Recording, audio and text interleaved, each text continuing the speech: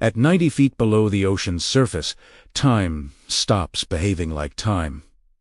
Every breath becomes a calculation. Every sound becomes a warning. And for one man, trapped in the darkness of the deep, survival would depend on something no diver should ever rely on: hope, lasting longer than oxygen. This is the story of the diver who spent 60 hours underwater and lived. Chris Lemons was not reckless. He was a saturation diver, trained to work where sunlight never reaches and mistakes are unforgiving. He had spent years preparing for depths where the pressure can crush steel and silence feels alive. On a calm September morning in the North Sea, the mission seemed routine. Repair work on an underwater oil pipeline, 6 hours below the surface.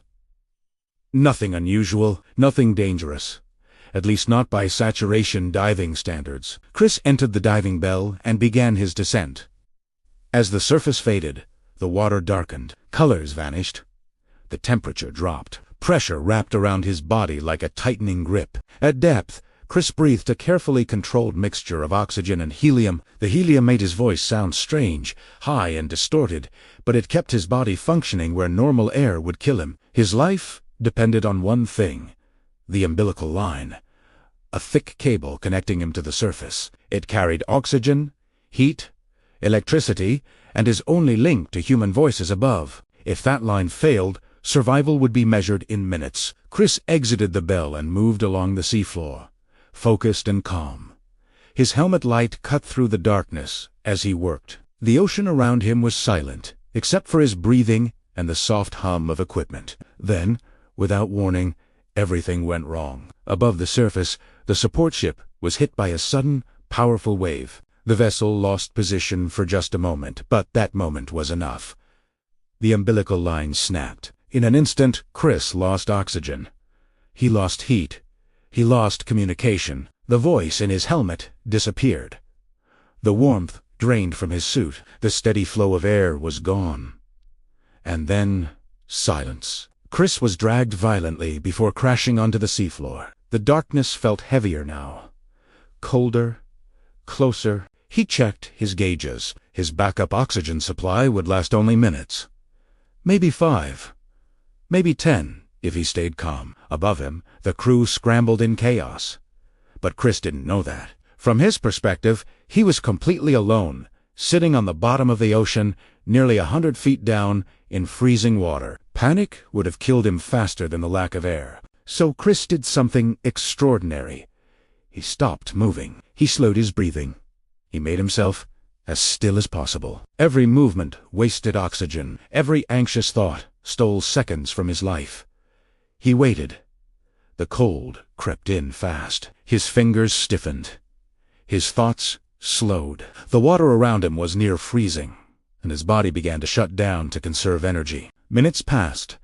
His oxygen gauge dropped to 0. By every known law of physiology, that should have been the end. Chris lost consciousness, but the freezing temperature did something unexpected.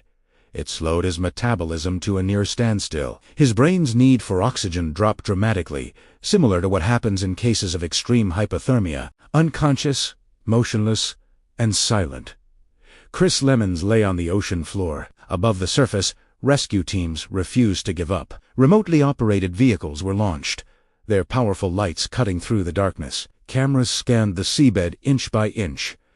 Time stretched painfully. After 20 minutes without oxygen, survival is nearly impossible. After 30, it's unheard of. Still, they searched. Then, nearly half an hour after losing all air, a camera spotted something.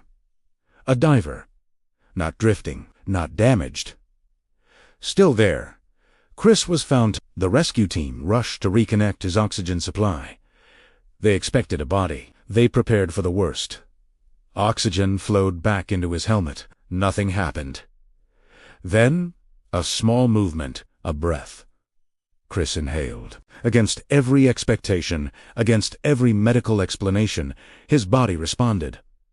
His heart began to stabilize. His breathing returned. He was brought back to the diving bell and slowly transported upward. Doctors were ready for severe brain damage, permanent injury, or worse, but scans told a different story. There was no brain damage, No lasting injury. No explanation that fully made sense. Chris Lemons had survived nearly 30 minutes without oxygen and remained underwater for a total of 60 hours. Doctors called it a miracle. Scientists called it hypothermic preservation.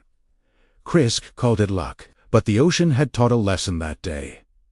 It does not forgive mistakes. It does not care about experience. And sometimes, survival happens not because of what we do, but because the impossible decides to let us live. This was the story of the diver who spent 60 hours underwater and somehow came back.